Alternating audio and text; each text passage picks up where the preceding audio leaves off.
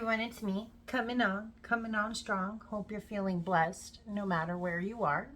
So today I'm going to be talking about something that I get asked about, and then at the same time I kind of want to shed some light to help those that might have had the same questions. Primarily the question being, why is it that my manifestations don't work out so well?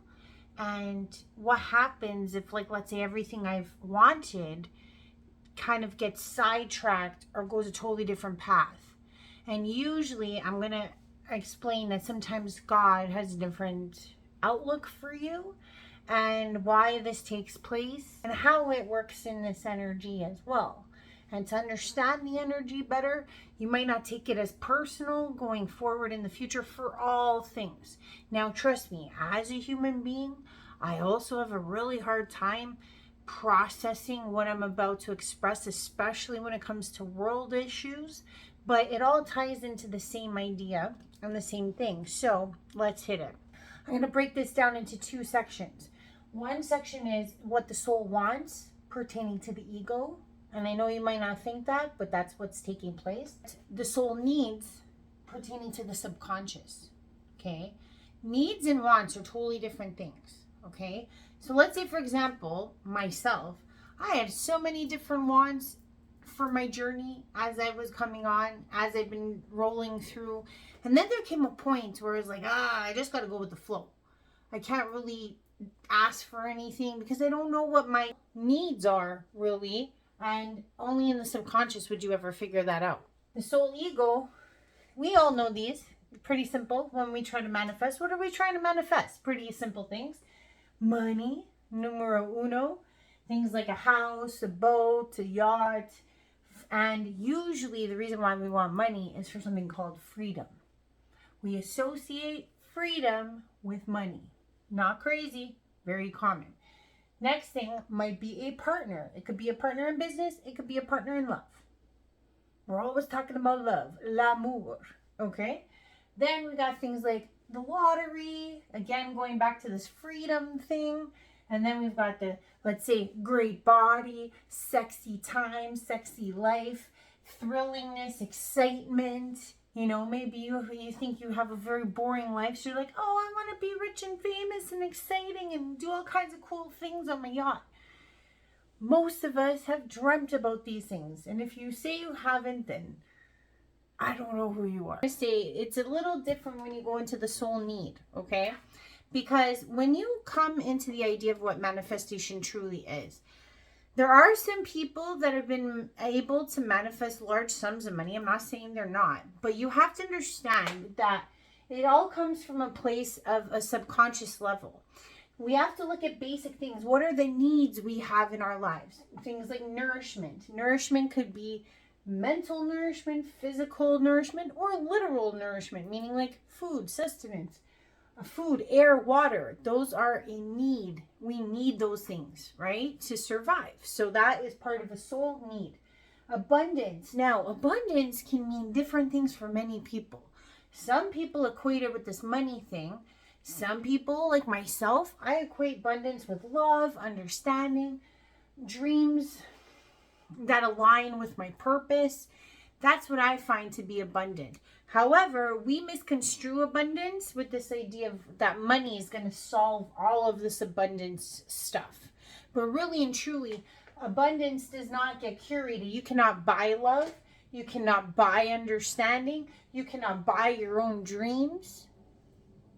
People might say, but my dream is to be rich. Well, then I'm just trying to say you can't buy these things. But most of us equate money with abundance, where it can be a little misconstrued. The soul and the subconscious respect and understand abundance in this way, okay? Because it's a need. You need these things to be happy, to be whole, right? And then lastly, or not lastly, what am I saying? Not lastly. We want things like support. If you look at what I'm doing here, I'm basically breaking down and showing you how these things, like the more superficial things, and I'm sorry to call them that, but that's what they are, and we all want them. We all want them. these superficial things kind of get broken down in what the soul needs. So the needs of the soul will get manifested a lot simpler than anything that our soul wants, because really and truly the subconscious speaks to manifestation better than anything else. What you're going to notice is things like, let's say, the lottery that you associate with abundance, or let's say the partner that you associate. Conscious is really asking for is for support, like a partner. But support can come in so many different ways. It can come in the way of strangers, it can come in the way of friends, it can come in the way of family. So the thing is that what you're not understanding is that you are getting these manifestations, just not in the way you envisioned them. They come in so many different forms because, again, the universe is hella abundant and doesn't have this narrow-minded view like we do as human beings, because we have this imaginary dream, an imaginary partner, an imaginary house, an imaginary this, an imaginary that. But realistically, we could be getting what we're actually, our soul needs, met all the time, and we're just not figuring it out. And then at the same time, when we think about money equating to freedom, freedom can mean so many things too, right? You can look at freedom, what may take place for you, what God may provide you, what the universe might provide you, or things like skills to start your own business, or skills to start an online business of some sort that untraps you from the 9 to 5. Or some other form of income. It could be passive income from learning how to deal with stocks, etc. All I'm trying to say is that what we may not notice is that freedom does come to us, but not in the narrow vision way the soul wants it to, right? And then at the same time, what people don't realize is, like, let's say for the great body, the sexy life, all that stuff, and the excitement, what you may be getting instead, what your soul needs, is things like good sleep. It might need an accessible gym. It might need motivation to work out. So you'll notice that when you're trying to ask for these things from the soul wanting part, you start to get what the soul needs to make it happen. And then it's up to you as the manifester to actually use what's coming to you to get all of these superficial things, technically. Now the problem with all of this is a little closer, because a lot of people feel like they will find more true joy in this version inside, and in life they'll start to find that godliness, that God essence within themselves. But what you haven't realized is that on this side, what the soul wants, what the ego wants, where is the spiritual anything in this? Where's God in all that, right? And I'll tell you, most of you, what you're doing is you're praying to God for all these superficial things, when in actuality, you should be thanking God for all these lovely given things. Because if you have some form of acknowledgement that you are getting these things in some way, shape, or form, you should be thanking God that you have them and you have access to all these things. And God is preparing you and showing you different methods to get all of these superficial things you're looking for. But if you don't recognize that you're getting them in your regular day-to-day, you might miss the boat completely when it comes to your soul wants. Because the thing is that you've also kind of nullified the spirit out of all of this. Whereas if you do realize that you are on the stepping stones with the soul needs, and basically you are filled and met with the soul needs, you might not even care about the egoic soul wants. Because you'll find the things like freedom in all of this. And you'll find the things like true joy in all of this.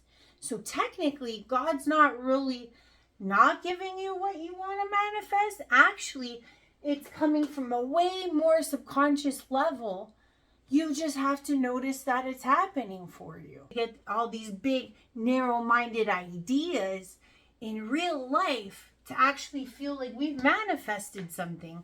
But really what we're not realizing is that our subconscious soul needs are being met, are being given to us. Great body. You're not going to wake up with a great body because you pray to God every day. But what you will get is, like I said, the good sleep. You'll get the good motivation to go to the gym that just opens in your area, perfect for you at any time.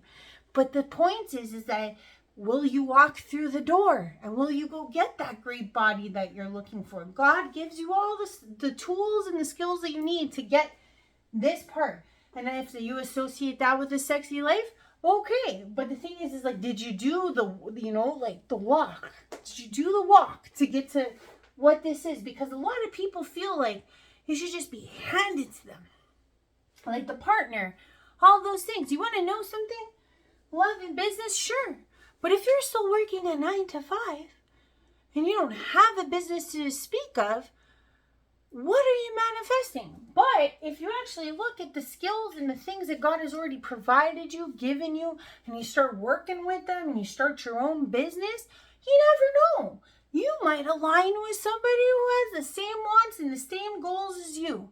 And then what happens? You manifest the partner in the business you were looking for. It's providing for you there too. And then as for the money, the house, the boat, if your business does exceedingly well, what's stopping you from getting all those other things that you're looking for? The whole point is that God is never taking things away from you. God's showing you a different way of getting it. The world is full of billions of possibilities. Now, if you narrow-mindedly only see one way of getting it, then sure, that manifestation's never going to come. I'm sorry. I don't care how you slice it. It's not going to come like that. You got to look at it from a soul need, from a subconscious need. Where does the needs lie? What is really true to you? Like, you might say you need a house, a boat, and a yacht and all that.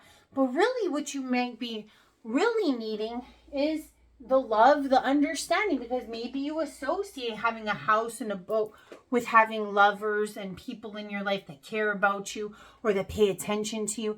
You never know why you have these underlying shallow egoic wants, when really it's for what your soul needs on a subconscious level, which is even more minuscule. Imagine in some world that if you had all kinds of loving relationships, everybody understood you, everybody was giving you a call, and you didn't have a yacht or a boat or a big ass house. Would you still need it? Would you still want it? You have to understand that the soul always knows what's best for you. The soul always knows what you need to learn here. The soul always knows what is going to make you the happiest and bring you about the most joy and find God in your life. So sometimes you can't really question how or why things occur. All you have to look at is at the rubric is that, did I get all my soul needs met?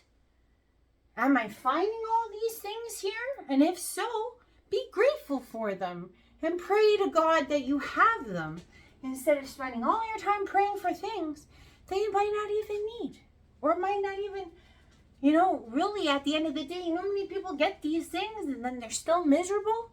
Have you ever thought of that? That you could still get all these things and not be happy? And isn't the point to be happy? I think so. And you're wondering why, with God, manifestation, how come it's not working?